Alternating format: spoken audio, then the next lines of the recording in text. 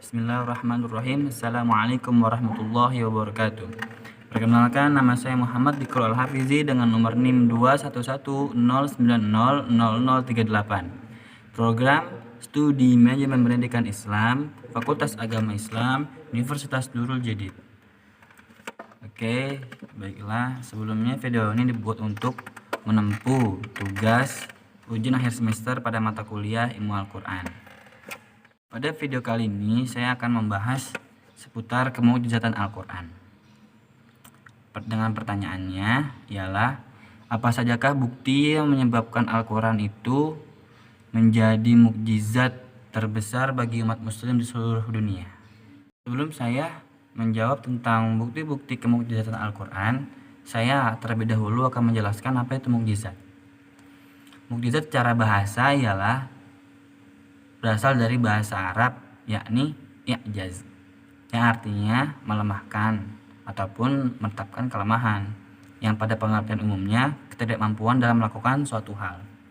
Secara istilah, mukjizat ialah suatu hal yang luar biasa yang disertai dengan tantangan dan selamat daripada perlawanan-perlawanan.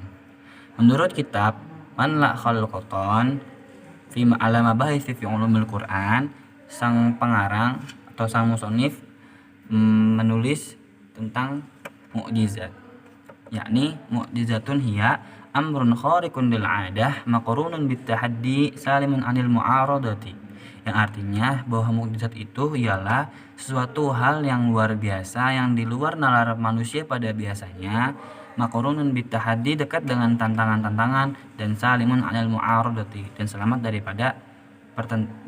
daripada perlawanan-perlawanan.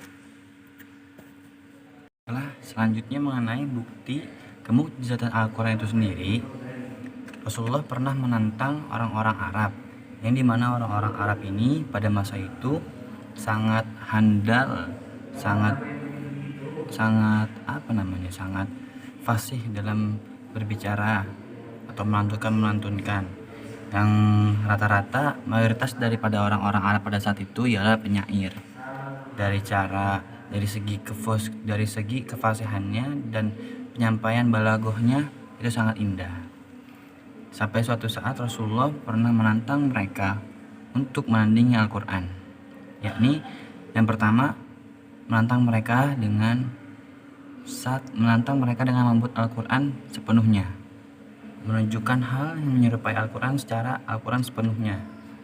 Yang kedua, menantang mereka untuk membuat 10 surat semacam surat Al-Quran. Yang ketiga, menantang mereka untuk membuat satu surat yang sama seperti yang ada dalam Al-Quran. Nah, akan tetapi mereka orang-orang Arab tidak bisa menandingi apa yang dibawa oleh Nabi Muhammad, yaitu Al-Quran. Ya kan? Maka disinilah timbul bahwasanya Al-Quran itu ialah suatu mukjizat yang dimana dapat melemahkan sesuatu yang lainnya. Berikut ialah dalil-dalil yang menjadi dasar penguat bahwasanya Al-Quran itu merupakan mukjizat yang besar bagi umat Islam di seluruh dunia. Dalil yang menjelaskan bahwasanya ketika Rasulullah menantang bangsa Arab untuk membuat Al-Quran secara sepenuhnya, yakni berada pada surat Al-Isra ayat 83 yang berbunyi, A'udzubillahi minasyaitonirrajim, Bismillahirrahmanirrahim. Qul la yajtama'atil insu wal jinnu ala ayyatu bimithli hadzal Qur'an. La ya'tuna bimithlihi walau kana ba'dhum li ba'din dhahira.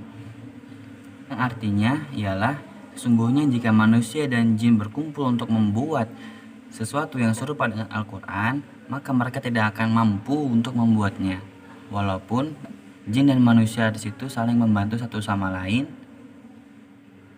Al-Quran surat Al-Isra ayat 88. Yang kedua ialah dalil Al-Quran yang menjelaskan bahwasanya Rasulullah telah